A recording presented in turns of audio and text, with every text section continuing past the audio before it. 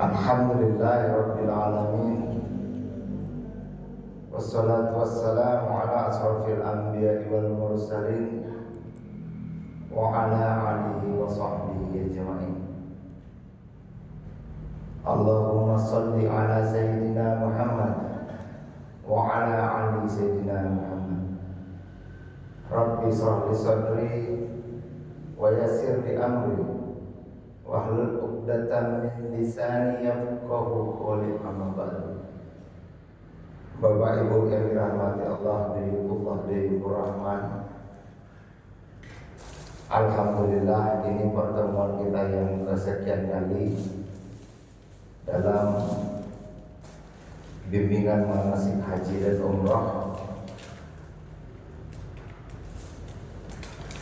Bapak Ibu yang dirahmati Allah, seperti yang sudah kita share hari ini, bahwasannya pertemuan kita hari ini mengkaji perihal tentang tasawuf. Namun berhubung Ustadz kita Kang Daka hari ini berhalangan, tidak dapat hadir, maka saya ambil alih sendiri. Hari ini saya akan mengulang perihal tentang informasi perkembangan daripada haji maupun umrah, dan juga fikih ataupun larangan-larangan ihram. Seperti yang Bapak Ibu saya sudah sampaikan minggu-minggu sebelumnya, bahwasanya ketika kita memakai kain ihram, apa larangan yang tidak boleh dilanggar? Masih ingat Bapak Ibu? Yang pertama apa? Yang pertama, tidak boleh menampakkan aurat. Yang kedua, tidak boleh memakai aroma wangi-wangian. Tidak boleh mencabut tanaman, betul. Tidak boleh membunuh binatang. Tidak boleh mengeluarkan darah. Tidak boleh memotong kuku. Tidak boleh gugur bulu-buluan. Tapi ada aroma yang boleh kita pakai, aroma wangi-wangian yang boleh kita pakai. Apakah itu? Aroma wangi-wangian yang boleh kita pakai adalah fresh air. Karena biasa, masuk pun. Karena biasa, kalau yang usianya sudah lanjut, yang dipanggil biasanya siapa? Uwe. Yang dipanggil uweknya. Sikit-sikit uwe. Sikit-sikit uwe. Karena apa? Ibadah haji dan ibadah umrah adalah ibadah fisik.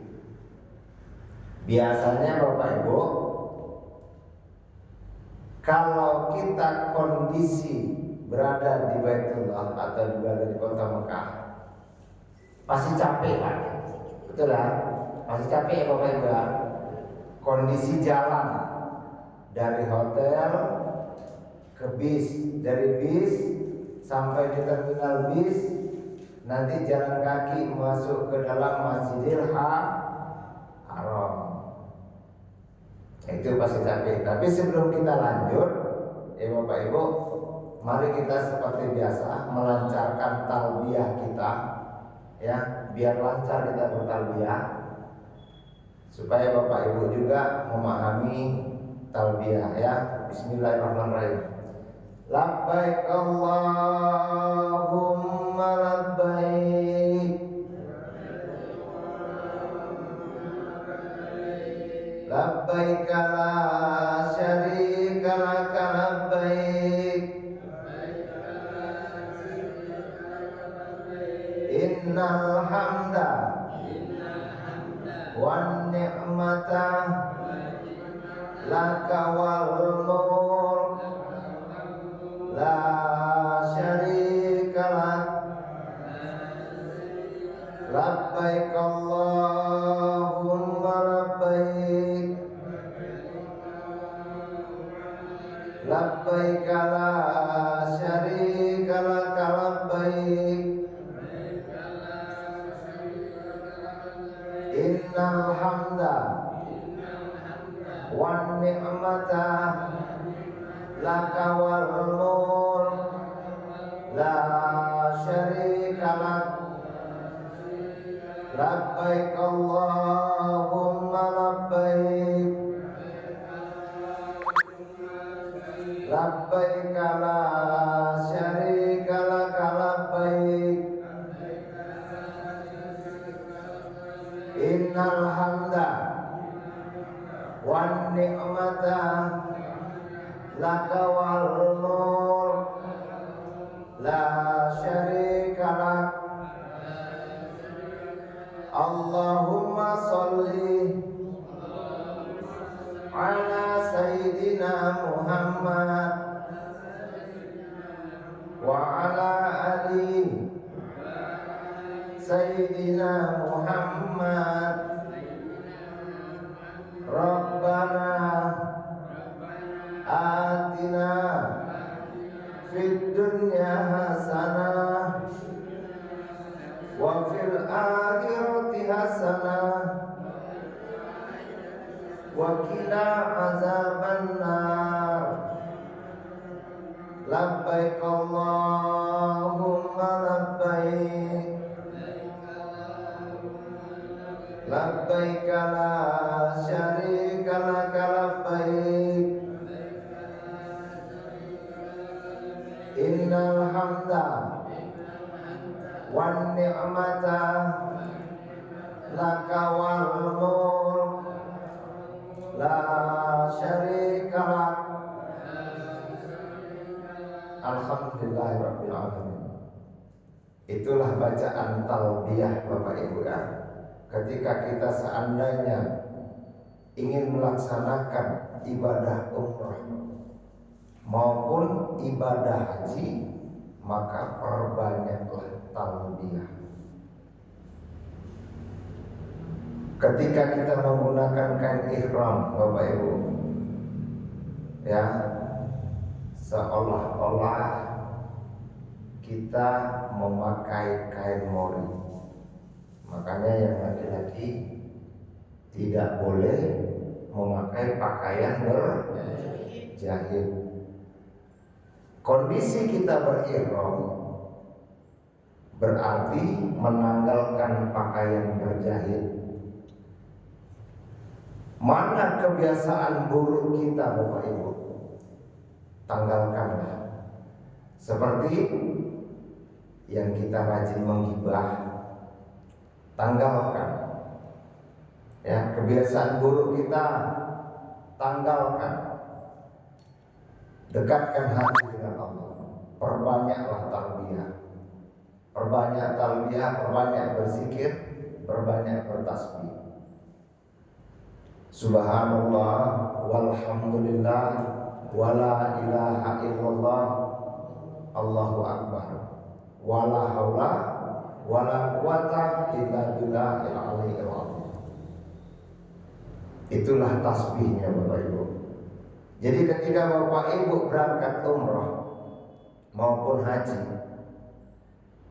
seharusnya kita minggu ini kita kajian tasawuf, cuman Ustaz Daka nggak datang, kita buka ke perjalanan saja. Tapi ingat Bapak Ibu, minggu depan, minggu ketiga, kita perjalanan ibadah. Minggu keempat, kita praktikum. Nanti minta sama Ika, coba kalau bisa, minggu depan kita praktikum, minggu depan lagi praktikum, supaya Bapak Ibu bisa lebih paham. Ketika di 8 Zulhijjah apa yang dilaksanakan, 9 apa yang dilaksanakan, Bahkan ketika kegiatan-kegiatan nanti Bapak Ibu di Mekah, ketika di masjid apa yang dilakukan, Bapak Ibu sudah betul-betul paham. Karena kami dituntut untuk memberikan bimbingan manasik ini supaya jemaah haji itu bisa mandiri bagi yang muda-muda. Tapi kalau yang tua Bapak Ibu, saya mohon jangan ikut mandiri. Arti kata apa Bapak Ibu? Di sana nanti Bapak Ibu, maaf, ketika saya nanti usia ada, nanti Bapak Ibu temukan usia yang 60, 70. Ketika kawan-kawannya yang muda ingin berangkat ke Masjidil Haram, dia minta ikut Bapak Ibu. Ujung-ujungnya apa? Ujung-ujungnya dia nggak kuat jalan, masuk. Dia nggak kuat jalan, ujung-ujungnya menyusahkan kawan. Itu dia. Lebih baik kita sholat di masjid yang ada di hotel, karena fadilahnya 100.000 kali kebaikan. Sama dia, sama Bapak Ibu sholat di Masjidil Haram. Ketika Bapak Ibu kondisi berihram, ya, nanti yang umroh kalau gelombang pertama, kalau yang haji gelombang pertama, masuk pun. Kalau yang haji gelombang pertama, berarti pertama itu kemana? Ke kota Madinah terlebih dahulu. Nah, kalau seandainya kita nanti dapat gelombang pertama, ya, berarti kita ke kota Madinah. Ketika ingin melaksanakan umrah wajib, karena kita hajinya haji apa Pak? Haji tamatu. Haji tamatu itu umrah dulu baru berhaji. Ketika kita kena gelombang pertama, maka kita akan ke kota Madinah terlebih dahulu. Mengambil mikotnya di mana? Di mana kita ngambil mikotnya? Sesuai dengan sunnah Rasul, sunnah baginda Nabi, di Masjid Bir Ali, ya. Ngambil mikotnya di Masjid Bir Ali. Kalau boleh Bapak Ibu, keluar dari hotel harus sudah kondisi berwudu, ya. Keluar dari hotel harus sudah kondisi berwudu, baik yang haji maupun yang umroh. Masalah yang haji maupun yang umroh, kalau boleh keluar dari hotel sudah kondisi berwudu, ya, sudah kondisi berwudu. Agar apa Bapak Ibu? Ketika Bapak Ibu nanti batal wudunya, ketika nanti di Masjid Bir Ali, Bapak Ibu akan kesasar. Karena nanti masuknya dari mana, keluarnya juga dari mana. Kami bisa menandakan di saat Bapak Ibu menggunakan sal, ya, kami bisa. Karena apa? Kondisi semuanya putih, baik yang perempuan semua putih, baik yang laki-laki semua putih. Kami nggak bisa menandakan yang mana jemaah kami. Jadi yang bisa kami nandakan itu adalah di saat menggunakan sal. Itu kami betul-betul tekankan kepada Bapak Ibu. Setiap kali keluar dari hotel, tolong dipakai salnya. Tolong jangan pernah ditanggalkan ID card-nya. Ya, ID card itu sebagai tanda kita dari kloter mana, ataupun identitas kita. Baik yang umrah, ID card-nya itu jangan sampai tanggal, kecuali tidur dan mandi. Kalau kondisi tidak tidur, kondisi tidak mandi, jangan tanggalkan ID card-nya. Ya, kalaupun di kamar kondisi nggak ngapa-ngapain tetap dipakai. Begitu juga salnya. Ya, salnya itu tolong jangan pernah ditinggalkan. Karena kami bisa menandakan di saat kita berbondong-bondong ingin melaksanakan umroh wajib, kami bisa melihat, oh itu sal kuning, itu jemaah kita. Tapi kalau tidak menggunakan sal ataupun pertanda kita, kami nggak akan bisa menemukannya. Karena apa Bapak Ibu? Jutaan atau ribuan orang yang ada di Masjid Bir Ali. Masjid Bir Ali itu adalah sebuah masjid di mana ketika baginda Nabi ingin melaksanakan umrah dari kota Madinah, di masjid itulah baginda Nabi mengambil mikot atau mengambil niat. Ya, kita ulangi biar paham niatnya. Niat untuk umrah. Kita seolah-olah ada di Masjid Bir Ali, ya. Bismillahirrahmanirrahim. Labbaik Allah. Nawaitul umratan bi ahramtu bihi lillahi ta'ala. Ketika sudah melafazkan ta'ala, maka larangan-larangan umrah atau larangan-larangan ihram berlaku. Ya, kami nanti selaku pembimbing, kami akan mengingatkan ketika Bapak Ibu nanti ngambil niatnya, memasang lafaznya itu di atas bis. Biar apa? Biar betul-betul steril. Jadi Bapak Ibu nanti di dalam bis yang masih nampak aurat sebelum kita lafaz, tolong betul-betul dipasang. Yang tidak ada manset, tolong dipakai mansetnya. Bagi laki-laki yang masih menggunakan pakaian berjahit, tolong tanggalkan. Nanti di dalam bis kita akan menginfokannya. Disitulah nanti kita akan memberitahukan ketika sudah betul-betul steril, baru kita lafazkan niat tadi. Ya, baru kita lafazkan niat umroh. Itu umroh untuk diri sendiri. Tapi kalau umroh untuk badal, misalnya Bapak Ibu ingin melakukan badal umroh. Contoh misal saya, kalau saya berangkat umroh, saya sudah melaksanakan umroh wajib saya. Keesokan harinya saya melaksanakan badal umroh. Niatnya beda lagi. Yang bedanya di mana? Labbaik Allahumma. Terus nawaitul umratan bi ahramtu bihi an fulan bin fulan lillahi ta'ala. Ada annya deh.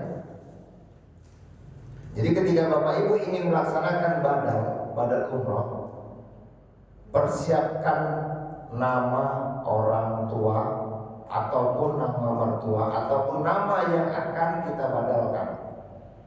Jadi tidak au siapa ya? Itu kita sudah melapas au niatnya tadi yang tidak sampai nanti. Insya Allah bagi yang haji kita punya kesempatan umrah 5 kali. Tapi bagi yang paham dan sehat dan kuat, bisa setiap hari umrah. Bisa hari ini umrah, besok umrah lagi, besok umrah lagi. Ketika di kota Mekah, di mana masjid paling dekat untuk mengambil mikot? Di mana? Masjid Tan'im atau Masjid Aisyah. Jadi bagi yang haji, ketika nanti yang muda-muda tahu pergi ke Masjid Tan'im, boleh ngambil mikot di sana. Tapi biasanya kalau yang tua-tua kami tidak akan pernah memberikan. Kenapa? Nanti ujung-ujungnya kesasar. Tapi kalau yang muda silahkan. Tapi kalau yang tua jangan. Baik Bapak Ibu dirahmati Allah, tadi kita berada di kota Madinah Al-Munawwarah. Kita sudah melaksanakan niat misalnya. Nanti biasanya Bapak Ibu dari kota Madinah itu yang haji biasanya itu didorong itu mulai jam 8 pagi. Ada yang dari jam 8, ada jam 9, ada jam 10, ada jam 11, bahkan ada yang sore. Itu biasanya Bapak Ibu nanti di kota Madinah, kalau rezekinya dapat, Bapak Ibu bisa 9 hari di kota Madinah. Berarti kalau 9 hari di kota Madinah, dapat tidak arba'innya? Dapat ya. Tapi ingat, arba'in bukan termasuk rukun dan wajib haji. Hanya bonusnya. Hanya bonus bahwasanya arba'in itu 40 kali takbir di sholat di Masjidil Nabawi. Berarti kita mengikuti arba'in seperti baginda Nabi. Nah, apabila salah satu batal, terlambat kita dah ikut takbir di Masjidil Nabawi, maka gugur arba'innya. Ya, satu kali saja kita tidak mengikuti sholat berjamaah di kota Madinah di Masjidil Nabawi, gugurlah arba'innya. Tapi yang butuh diingat apa Bapak Ibu? Seperti yang saya sampaikan tadi, arba'in bukan termasuk rukun dan wajib haji. Ingat, itu yang harus diingat. Kalau yang umroh biasanya itu digeser dari hotel jam 8 pagi. Jam 8 pagi digeser dari hotel kita di kota Madinah. Kita sudah hari kelima berada di kota Madinah. Kita akan pergi ke kota Mekah. Perjalanan dari kota Madinah ke kota Mekah 7 jam perjalanan. Paling cepat 6 jam. Paling cepat ya. Itu kalau busnya berkecepatan 100 sampai 120 km per jam. Tapi kalau yang haji biasanya 7 sampai 8 jam karena kondisi jalan macet. Ya, kalau yang umroh nggak macet. Jadi bisa 6 jam perjalanan. Dari hotel menuju Masjid Bir Ali, ya, tempat kita mengambil mikot nanti mau umroh, itu jaraknya lebih kurang, waktunya durasi 20 menit atau 30 menit. Ya, dekat dia, nggak jauh. Nanti Bapak Ibu di sana sampai di Masjid Bir Ali, apa yang dilakukan? Yang pertama sholat sunat tahiyatul masjid. Baru yang kedua sholat sunat ihram. Ya, jangan lupa ini. Sholat sunat tahiyatul masjid. Baru yang kedua sholat sunat ihram. Tapi Bapak Ibu harus sudah kondisi mandi ihram di hotel, ya. Sengaja ini kita pakai bahasa Indonesia supaya Bapak Ibu lebih paham ya. Karena kalau kita bawa bahasa Arab nanti Bapak Ibu sesuk lali. Kita pakai bahasa Indonesia. Sengaja aku mandi ihram, membersihkan diri mandi untuk ihram.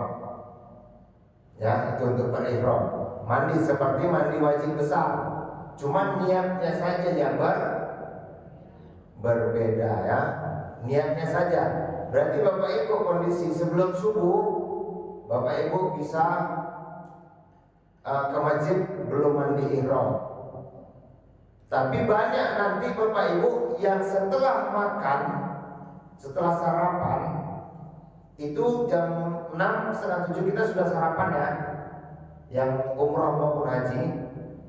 Ketika sudah sarapan, cepat-cepat masuk ke kamar, cepat-cepat mandi ihram. Ya, biasanya itu jam 10 paling lama kita bergerak daripada hotel. Tapi kalau kena di hari Jumat, kita bergeser ke Mekahnya, biasanya habis sholat Jumat kita bergeraknya. Nah, ketika Bapak Ibu sudah melafazkan niat di Masjid Bir Ali, sebelumnya sudah melaksanakan sholat sunat tahiyatul masjid, sudah melaksanakan sholat sunat ihram, baru kembali ke bis. Nah, di bis kita melafazkan niat tersebut. Ketika sudah melafazkan niat ta'ala, maka berlakulah larangan-larangan ihram. Ketika sudah berlaku larangan-larangan ihram, perbanyaklah talbiyah. Ya, perbanyak apa? Talbiyah. Tadi sudah saya ajarkan talbiyah kan? Setiap hari manasik kita akan ajarkan talbiyah supaya ingat. Sampai nanti Bapak Ibu bis itu berjalan, ya, berjalan bis itu, hindarkan yang namanya menggibah. Perbanyak talbiyah. Yang suami istri akan kami pisah. Perempuan di depan, laki-laki di belakang. Agar apa? Agar tidak naik nafsu syahwat. Ya, karena yang kalau laki-laki kondisi baik pas. Nanti kami akan pisah. Yang perempuan di depan, yang laki-laki di belakang. Setelah kami pisah, kami akan pandu Bapak Ibu bertalbiyah. 6 jam perjalanan dari kota Madinah menuju kota Mekah. Kita bertalbiyah. Pasti ngantuk. Itu udah pasti Bapak Ibu. Ya. Itulah godaan-godaan setannya. Jadi, jikalau Bapak Ibu ingin tidur di dalam bis nanti, biarkan talbiyah kita yang mengantar kita tidur. Ya, jangan kita lihat aku mau tidur. Jangan. Tapi kalau kita talbiyah labbaik Allahumma labbaik sambil kita tertidur, nah, enggak apa-apa. Tapi jangan niat kita mau tidur. Sepanjang perjalanan perbanyaklah bertalbiyah. Biarkan talbiyah kita yang mengantarkan kita tidur. Ya, biarkan talbiyah kita yang mengantarkan kita tidur. Bagi bapak-bapak, khusus bapak-bapak ini yang laki-laki, kita kondisi berihram di dalam bis sudah pasti dingin, ya. Ingat, jangan pernah menutup kepala dengan ihram. Ingat ya. Jangan pernah menutup kepala dengan ihram. Pasti melanggar larangan ihram. Apapun kondisinya, tetap istighfar, tetap berzikir, tetap bertasbih dan tetap bertalbiyah. Ya, karena apa? Itu larangan yang harus dijaga bagi laki-laki. Bagi perempuan itu sering nampak kaki tanpa disadari, dingin, kakinya nanti naik ke atas. Tanpa disadari, nanti duduknya seperti apa sehingga nampak aurat. Makanya itu yang kami jaga. Ketika Bapak Ibu sudah kondisi berihram, yang perempuan di depan, yang laki-laki di belakang, untuk menjaga supaya Bapak Ibu tidak melanggar larangan ihram. Nah, biasanya setelah separuh perjalanan, 4 jam perjalanan, kita akan berhenti di sebuah perhentian. Di perhentian ini tidak ada makan makanan, tapi biasanya kita berhenti ada di tempat itu untuk membuang air kecil, untuk membuang air kecil. Nah, ketika Bapak Ibu membuang air kecil, ingat harus dijaga ihramnya. Ya. Setelah kita perjalanan 4 jam, kita diantarkan oleh talbiyah kita dengan tidur, baru kita berhenti nanti di sebuah pemberhentian. Yang laki-laki tolong ketika membuang air kecil dijaga kain ihramnya, jangan sampai terkena najis. Ya, biasanya Bapak Ibu ketika nanti saya akan peragakan, mungkin minggu depan saya akan bawakan ihram bagaimana cara memakai ihram. Ketika seandainya bapak-bapak ingin ke toilet, pastikan betul-betul diangkat, betul-betul kondisi tidak kena najis. Di saat kita jongkok misalnya, kita jongkok seperti ini, betul-betul dia kondisi diangkat, ya. Jangan sampai kadang tanpa kita sadari yang bak belakang ini dia kena lantai sehingga terkena najis. Bagi ibu-ibu, ya, ini harus betul-betul diingatkan. Buka kaos kaki, pakai kaos kaki harus di kamar mandi. Jangan sebelum masuk kamar mandi sudah buka kaos kaki. Nah, ini pasti kena dam. Menampakkan aurat, karena biasanya ibu-ibu yang anaknya di 60 tahun ke atas lupa dia mau masuk kamar mandi, dia mau buang air kecil, dibukanya dulu kaos kakinya. Keluar dari kamar mandi, baru dia diangkatnya lagi, dibukanya kaos kakinya. Nampak nggak auratnya? Melanggar dam. Makanya harus betul-betul dijaga. Ketika seandainya mau ke kamar mandi, masuk dalam kondisi pakai kaos kaki, keluar harus sudah kondisi pakai kaos kaki. Kalaupun mau bukanya di dalam kamar mandi. Paham Ibu? Paham nggak nih?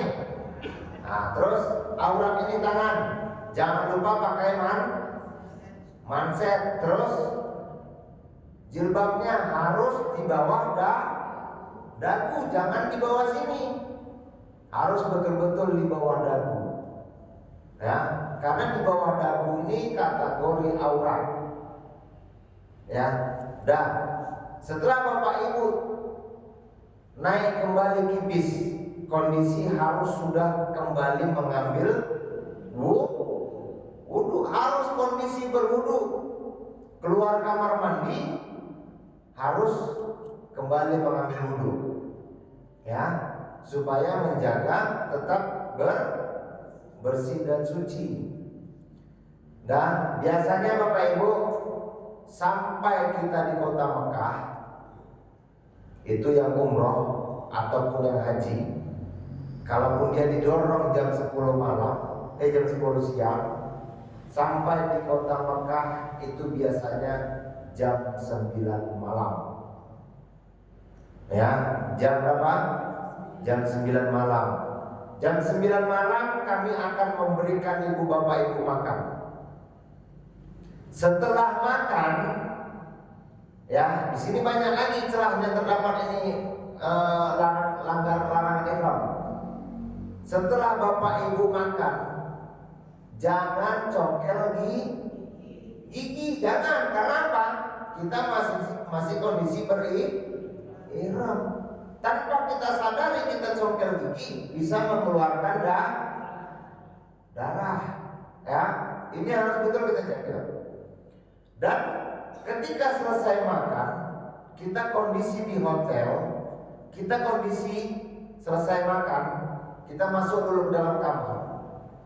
Jangan cuci tangan pakai sabun, karena di sabun itu ada aroma wangi-wangian, ya.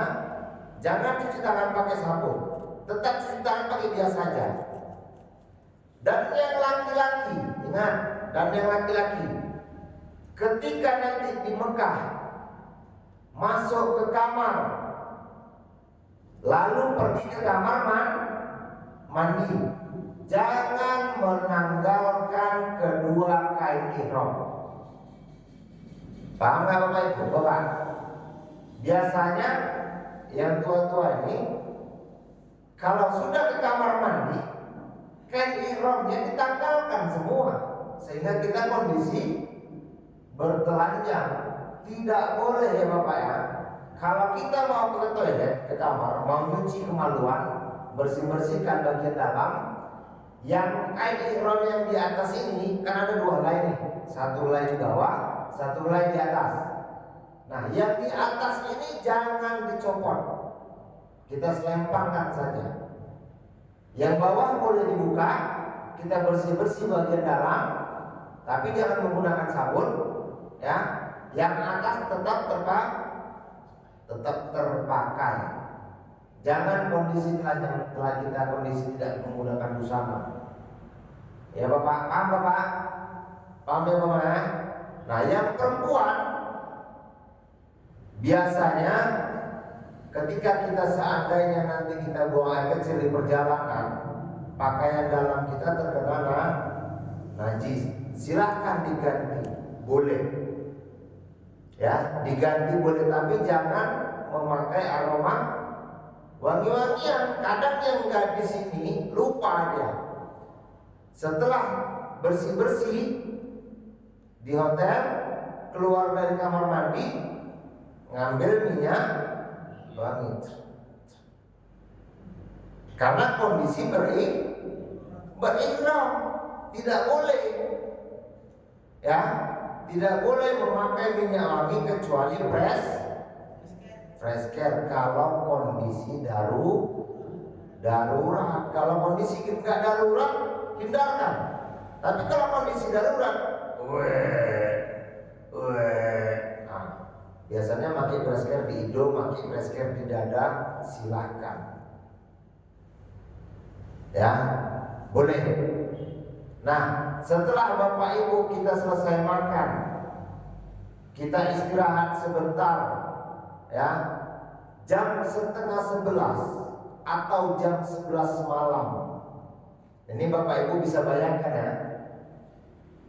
Dari mulai Madinah kita sudah bangun subuh jam 4 atau jam 3. Betul nggak? Kita melaksanakan sholat tahajud, kita melaksanakan sholat malam. Sampai ke jam 11 malam kita sampai Mekah. Kondisi tidur-tidur ayam. Badan kita sehat apa capek? Sudah pasti capek. Ingat. Nah, jam 11 kami akan bawa Bapak Ibu menuju Masjidil Haram. Ya. Kondisi belum sholat maghrib dan belum sholat Isya. Nanti kita kaji, minggu lain kita akan kaji soal jamak. Sholatnya kita jamak ya, kita akan kaji. Nah, kita belum sholat maghrib dan sebelum sholat Isya. Sholat maghrib kita jangan di jalan, tapi sholat maghrib kita usahakan ada di Masjidil Haram. Jam 11 kita masuk ke Masjidil Haram, melaksanakan sholat wajib maghrib dan Isya di jamak takhir. Ya, ingat, ketika kita melaksanakan waktu sholat itu di waktu Isya, di akhir waktu, maka namanya jamak takhir. Tapi ketika kita mau di awal waktu, namanya jamak takdim. Nah, itu harus diingat ya. Nah, kita melaksanakan sholat jamak takhir di Masjidil Haram. Jam 11 biasa kita main. Biasanya kita main itu sampai subuh.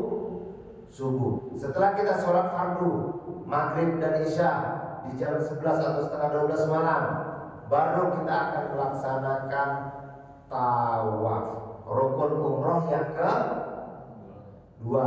Rukun umroh yang pertama ya, rukun umroh yang kedua tawaf. Tawaf berapa putaran? 7 putaran. Sa'i berapa putaran? 7. Berarti kita melaksanakan rukun umroh yang ketiga. Kita akan melaksanakan rukun umroh dulu yang kedua, yaitu tawaf 7 putaran. Melaksanakan rukun umroh yang kedua, yaitu tawaf, diawali dari mana? Dari mana kita diawali? Diawali dari sudut Hajar Aswad. Jadi kalau belum sampai sudut Hajar Aswad, berarti belum dimulai. Dihitung dari sudut Hajar Aswad, itulah mulai kita melaksanakan 1 putaran. Dari sudut Hajar Aswad mutar mengarah melawan jarum jam sampai lagi di sudut Hajar Aswad, itu sudah 1 putaran. Ingat ya. dimulai dari sudut Hajar Aswad. Jadi kalau kita mulai dari sudut Yamani nggak sah. Kalau kita mulai dari sudut Iraki ya nggak sah. Jadi yang sah itu yang diawali dari sudut Hajar Aswad. Itu nanti kami akan bimbing, kami akan pandu Bapak Ibu untuk bacaannya. Tapi Ustaz, kami kadang tidak dengar Ustaz, saking ramainya mutawif di depan, kami di belakang, tidak dengar Ustaz apa yang dibacakan Ustaznya. Benar nggak Bu? Karena kondisi ramai. Apakah yang kami baca? Nah, kan itu jadi pertanyaan kan? Karena Bapak Ibu pasti tidak mungkin lagi membaca buku untuk tawaf, membaca doa untuk tawaf nggak mungkin, karena pasti tertabrak-tabrak, nyasar-nyasar kita kemana-mana. Jadi Bapak Ibu, sunnah Rasul cuma dua. Yang pertama bertasbih, dimulai dari sudut Hajar Aswad sampai makom Ibrahim. Sahabat hanya mendengar kala itu Rasulullah bertasbih. Bapak Ibu tahu nggak apa tasbih? Tahu ya? Subhanallah walhamdulillah wala ilaha illallah Allahu akbar wala haula wala quwata illa billahil aliyyil azim. Dari sudut Hajar Aswad sampai makom Ibrahim, sahabat hanya mendengar Rasulullah mendoakan itu. Selebihnya dari mulai makom Ibrahim sampai sudut Yamani, Rasulullah tidak membacakan doa. Sahabat tidak mendengar apa yang dibaca oleh Rasulullah. Jadi Bapak Ibu boleh nggak doa sendiri? Boleh ya? Boleh nggak doa menggunakan bahasa Indonesia? Boleh, silakan. Doa pertama, tawaf pertama, ingat, doakan untuk diri sendiri. Ya Allah, ampunkan dosaku ya Allah. Ya Allah, banyak kali dosaku ya Allah. Ya Allah, tanpa kusadari ya Allah, aku berdosa ya Allah.